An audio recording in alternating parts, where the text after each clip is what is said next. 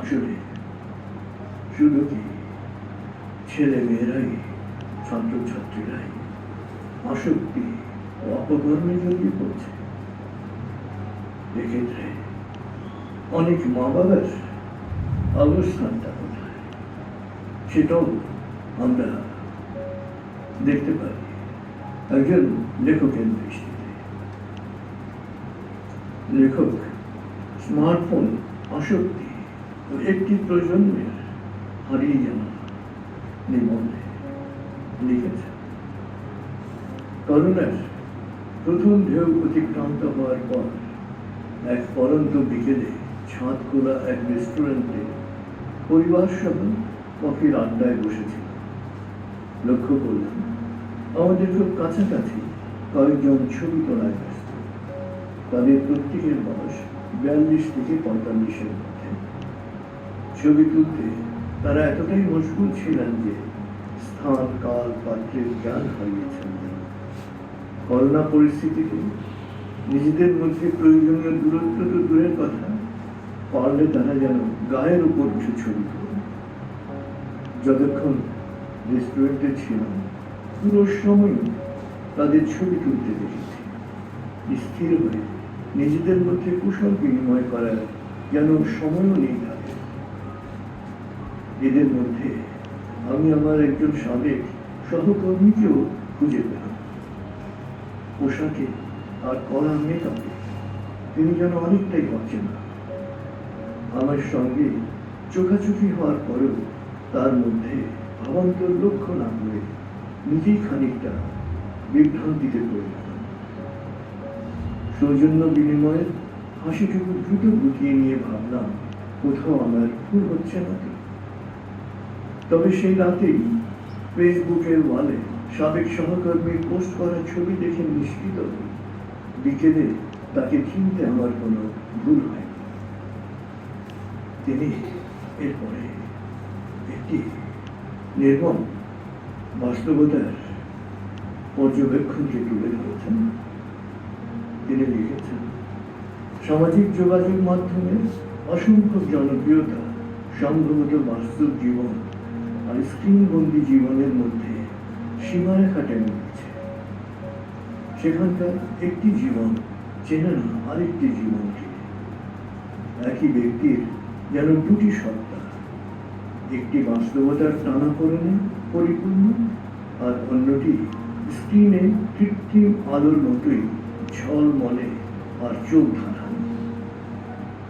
দুটি জীবনের কুশীলতাই যেন অনেকটাই আলাদা। আমরা সচরাচর শিশু কিশোর তরুণ প্রজন্মকে স্ক্রিনবন্দি জীবনে আসক্ত হিসেবে চিহ্নিত করি, কিন্তু আমরা যারা পরিণত প্রজন্মের প্রতিনিধিত্ব করছি তারা কি সত্যিকার অর্থে এই আসক্তি থেকে দূরে আছি? শৈশব, কৈশোর এবং যৌবনের পরিক্রমায় আমরা যে ভালো অভ্যাসগুলো অর্জন করেছিলাম সেই অভ্যাসগুলো আমরা কি ধরে রাখতে পেরেছি? আমরা নিজেরা কি ভারতে বসি সামাজিকতা, মূল্যবোধ আর শিষ্টাচারের শিক্ষা? শিশু কিশোর তরুণদের প্রযুক্তি নির্ভরতা আর মোবাইলের প্রতি অতিরিক্ত আসক্তি নিয়ে আলোচনা হয় বিস্তর। সন্তানদের মোবাইল আসক্তি নিয়ে অভিযোগ প্রায় প্রতিটি মা বাবার। কিন্তু এদিকে মা বাবাই যে মোবাইল আসক্তিতে তলিয়ে যাচ্ছে সেই খবর কি আমরা রাখি? কিছু চটকদার খবরের শিরোনাম, টিকটক, পরিচিতদের নিউজ ফিড, কিছু ভিডিও লিঙ্ক আর চ্যাটিং নিয়ে সীমাবদ্ধ করে ফেলেছি নিজেদের জীবন। শিশু কিশোর তরুণদের মোবাইল আসক্তি নিয়ে বিভিন্ন মহলে কথা হয়, আলোচনা হয়, কিন্তু পরিণত প্রজন্মটির বদলে যাওয়া অভ্যাস নিয়ে কেউ কথা বলে না। অথচ পরবর্তী প্রজন্মকে সঠিক পথে পরিচালিত করতে আমাদের মতো পরিণত প্রজন্মের প্রতিনিধিদের দায়িত্বশীল আচরণ ও চর্চা খুব জরুরি।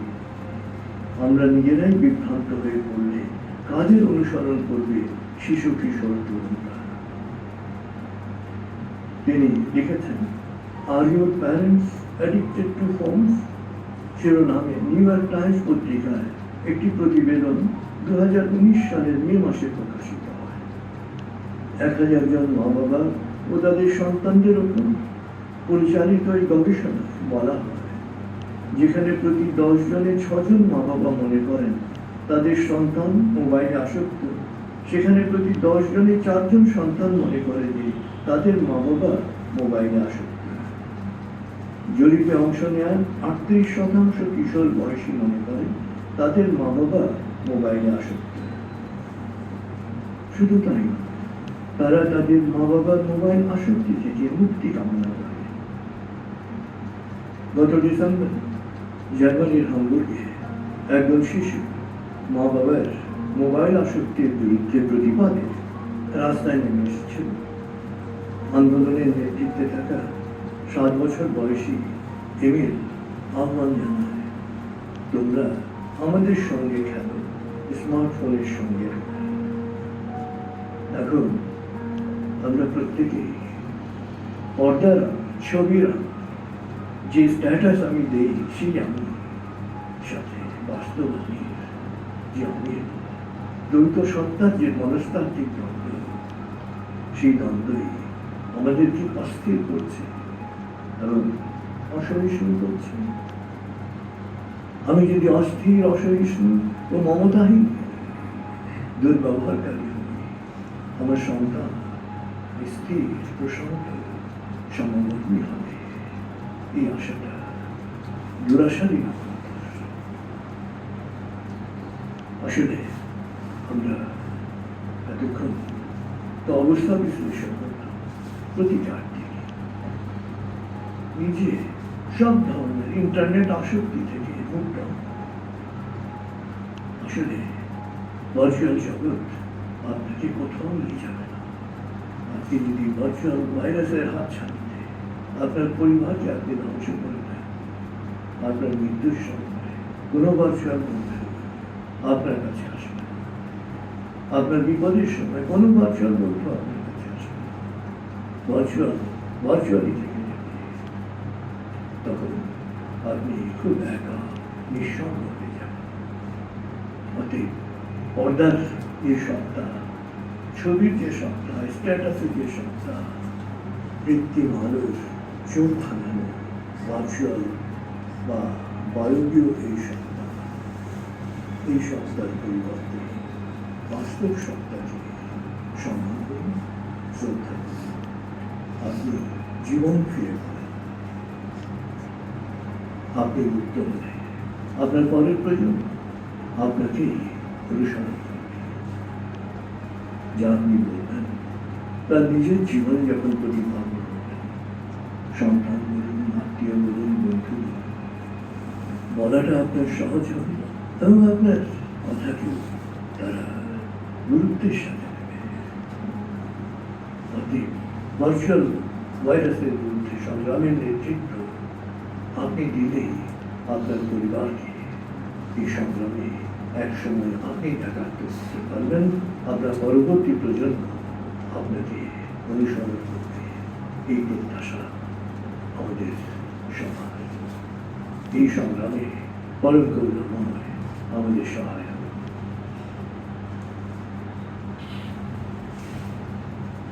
একটা জার্মানির সেই শিশুর আকুতিটা কি ছিল? স্মার্টফোনের সাথে নয়, তোমরা আমাদের সাথে। তো আমাদের যদি আমরা নিজেদেরকে যদি প্রশ্ন করি, আমার অবস্থাটা কোথায়? আসল জাস্ট চোখ বন্ধ করে 3 মিনিট একটু চিন্তা করি, আমি নিজে কি অবস্থায় আছি? ডিভাইসগুলোর সাথে, প্যারালালি আমার পরিবারের সাথে আমি কতটুকু সংযুক্ত? আমার দিনে কর্মঘণ্টা কতটুকু সময় আসলে কেড়ে নিচ্ছে আমাদের এই ডিভাইস? জাস্ট চোখ বন্ধ করে একটু অবলোকন করি আমাদের পরিবারের কাছেও একটা আইডল হিসাবে নিজেদেরকে উপস্থাপন করতে হবে। আমরা সবাই সবার জন্য প্রার্থনা করবো। এটি প্রোগ্রামের এই পর্যায়ে আমরা আরেকটি জীবন ঘনিষ্ঠ বিষয় নিয়ে আলোচনা করতে চাই। প্যারেন্টিং এর ক্ষেত্রে যেটি আসলে খুব ইন্টাররিলেটেড, সেটি হচ্ছে কি? রাগ। আমরা অনেক সময় কি করি, বাচ্চার উপরে কিন্তু খুব বেশি রেগে যায়। কখন রেগে যাই? আমার যে প্রত্যাশা, তার কাছে যে ফিডব্যাকটা প্রত্যাশা করছি, সেই ফিডব্যাকের সাথে হচ্ছে না, বা আপনি যেভাবে তাকে ইনস্ট্রাক্ট করছেন সেই হিসাবে সে আউটপুট দিতে পারছে না, আপনি রেগে যাচ্ছেন, আমরা রেগে যাচ্ছি। তো রেগে যে আসলে কি করছি? রেগে গিয়ে কি কাউকে কখনো জয় করা যায়? রেগে গিয়ে কিন্তু কাউকে কখনো জয় করা যায় না। কখনো সম্ভব না। আর রেগে গিয়ে কি হতে পারে? আপনার যিনি অপোজিশন থাকবে, তিনি যদি দুর্বল থাকেন, তিনি হয়তো বা আপাতত তিনি পাচ্ছেন না আপনার সাথে কম্পিট করে তখন উইন করবার জন্য, সেদিনে অবদমিত হয়ে থাকতে পারে, অর্থাৎ পরাজিত করে রাখতে পারে না, কিন্তু কাউকে জয় করতে পারবেন না। কিন্তু জয়ের ভাষা হচ্ছে সবসময় মম, সহমর্মিতা, শ্রদ্ধা। শ্রদ্ধার মধ্য দিয়ে, সহমর্মিতার মধ্য দিয়ে, মমতার মধ্য দিয়ে আপনি জয় করতে পারবেন। রেগে গিয়ে কখনো জয় করা সম্ভব। এই জন্য কোয়ান্টামের একটা খুব জনপ্রিয় একটা স্লোগান হচ্ছে, রেগে গেলেন তো হেরে গেলেন, রেগে গেলেন তো হেরে গেলেন। কারণ আমরা যখনই রেগে যাব বাস্তবিক অর্থে, তখন আসলে কিন্তু আমরা হেরেই যাই, সেটা যে জায়গায় রাগের না কেন। মানে অনেক সময় কি বাজে পুরুষ মানুষ যারা আছে তারা হয়তো চিন্তা করে যে না, একটু যদি রাগ যদি না করে তাহলে আবার পুরুষ মানুষ হইল না। তো রাগের সাথে কিন্তু পুরুষত্বের আসলে কখনোই কোনো সংযুক্তি নাই, কখনোই নেই। আপনি কতটা সোভার, ট্রেন্ড চেঞ্জ হয়ে গেছে, সেই ট্রেন্ড এখন আর নাই। রাগারাগি করে মানুষকে জয় করা যায়। এখন মানুষকে যদি জয় করতে হয়, তাহলে সেটা কিন্তু আপনার শিষ্টাচারের মধ্য দিয়ে, আপনার ব্যবহারের মধ্য দিয়ে, আপনার ভালোবাসার মধ্য দিয়ে আপনাকে পরিবর্তন করতে হবে। ওই চেঁচামেচি করে কখনোই আপনি কাউকে জয় করতে পারবেন না। সহজভাবে যদি বলি যে দেখেন, রাগী বাবা মাকে কি সন্তানরাও কি পছন্দ করে? রাগী বাবা মাকে কিন্তু তার সন্তানরাও পছন্দ করে। আপনি হয়তো বাবা মা হয়েছেন, আপনার অধিকার আছে কি তেজ্য পুত্র করবার, তেজ্য কন্যা করবার, সেই জন্য আপনি তেজ্য পুত্র বা তেজ্য কন্যা করতে পারেন। কিন্তু সন্তানের যদি অধিকার থাকতো যে তেজ্য বাবা করা, তেজ্য মা করার, তাহলে কিন্তু ডিফারেন্ট সিনারিও হতে পারে। তো আমাদের এই বিষয়ে এখন আমরা সচেতন হতে চাই যে আমরা কখন রেগে যাচ্ছি। আমরা রেগে গিয়ে কি জিততে পারছি নাকি পরাজিত হচ্ছি? আসুন এই সম্পর্কিত আরেকটি ভিডিও।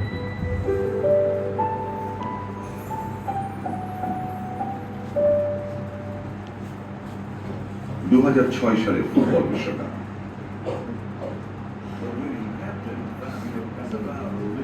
ফাইনাল ম্যাচে ইতালির ডিফেন্ডার মার্কো মাতারেজের স্লেজিংয়ে মেজাজ হারিয়ে ফেললেন ফ্রান্স দলের ক্যাপ্টেন জিনেদিন জিদান। ফুটবলের বদলে ঠুস দিয়ে বসলেন মাতারেজ্জির গোল। ফলাফল, পুরো টুর্নামেন্টে পারফরমেন্সের তুঙ্গে থাকা জিদান জীবনের শেষ বিশ্বকাপ শেষ করলেন অসম্মানজনকভাবে লাল কার্ড দেখে। ফ্রান্স হারালো বহুল প্রত্যাশিত বিশ্বকাপ, আর জিদান হারালেন দেশকে দ্বিতীয়বারের মতো কাপ জেতানোর বিরল সৌভাগ্য। নিন্দা, অপমান, হতাশা আর সুযোগ হারানোর সবকিছুর নেপথ্যে ছিল রাগ। একটু চিন্তা করলে দেখবেন, আপনিও হয়তো জীবনে বহুবার বহুভাবেই হেরেছেন শুধু রাগকে নিয়ন্ত্রণে রাখতে না পারায়। কিন্তু রেগে গেলে মানুষ হেরে যায় কেন? এর মনোদৈহিক ব্যাখ্যা কি? আমরা যখন রেগে যাই, ব্রেনের অ্যামিগডালা অংশটি তখন মনে করে আমরা বোধহয় কোনো বিপদে পড়েছি। সে তখন ব্রেনের হাইপোথ্যালামাসকে জানান দেয় যে এই বিপদের জন্য তৈরি হতে হবে। হাইপোথ্যালামাস জানান দেয় পিটুইটারি গ্ল্যান্ডকে যেন সেখান থেকে কর্টিসল, অ্যাড্রিনালিন, নরএপিনেফ্রাইন ইত্যাদি হরমোনগুলো নিঃসরণ হয়, যা দিয়ে এই বিপদ বা স্ট্রেসকে মোকাবেলা করা যাবে।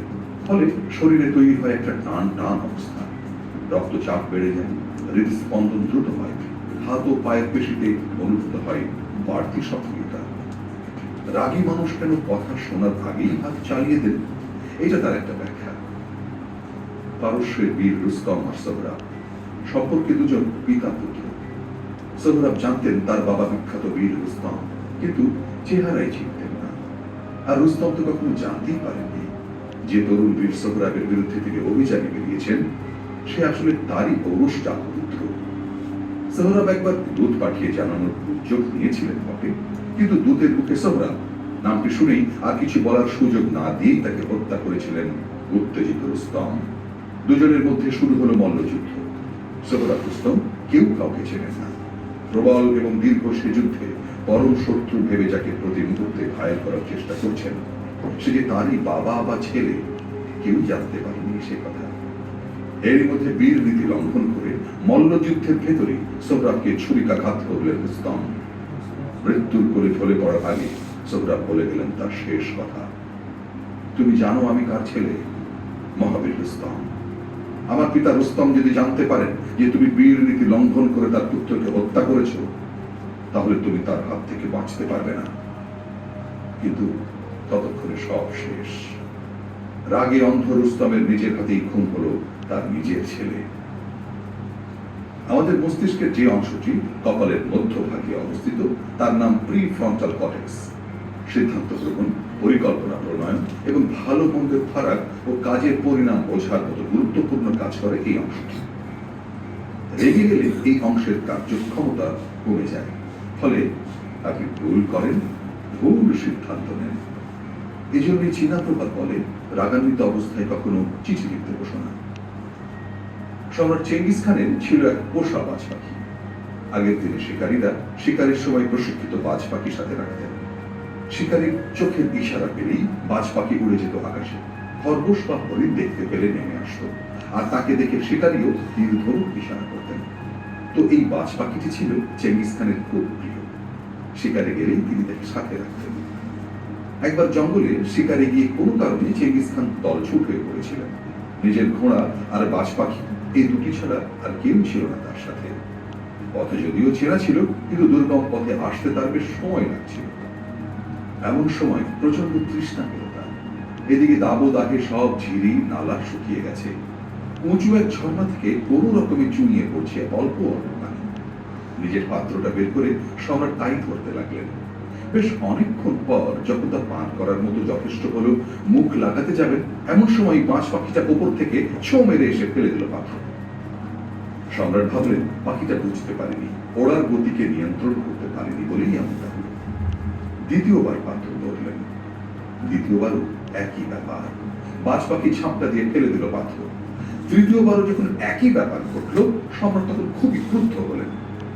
এরপর তিনি তরবারি বের করেই রাখলেন যে এবার যদি বাজ পাখি আসে তাহলে এক কোপে তার কল্লা কেটে ফেলবেন। হলো তাই।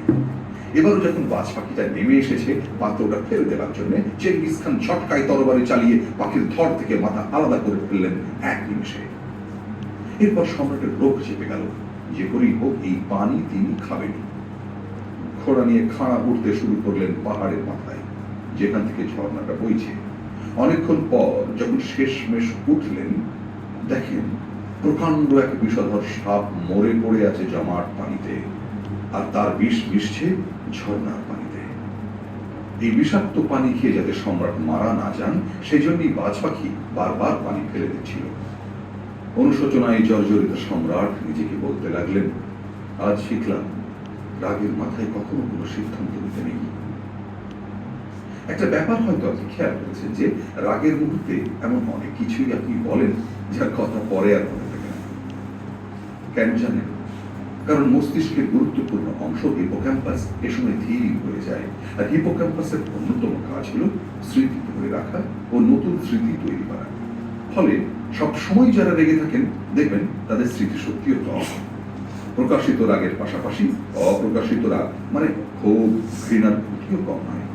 বলা হয় ক্ষোভ হচ্ছে এমন একটি বিষ যা আপনি নিজে পান করেন আর আশা করছেন মারা যাবে আপনার প্রতিপক্ষ। একবার এক বিষধর সাপ চলার পথে হঠাৎ একটি তরবারির ধারালো অংশের সাথে তার শরীর লেগে যায়। ব্যথা বোধে কুঁকড়ে উঠে সে খেপে গিয়ে তরবারিকে আঘাত করতে গেল, আবারও ব্যথা পেল, খানিকটা কেটেও গেল। এরপর সে আরো খেপে গিয়ে তরবারিটাকে শত্রু মনে করে তা পিছিয়ে ধরতে গেল, আর অমনি তরবারির ধারালো আঘাতে খণ্ড বিখণ্ড হয়ে গেল তার দেহ। অর্থাৎ রাগ বা ক্ষোভ এটা অন্যের চেয়ে আপনার ক্ষতিই বেশি করে, সম্পর্কে তৈরি করে স্থায়ী ক্ষত, সুযোগ নষ্ট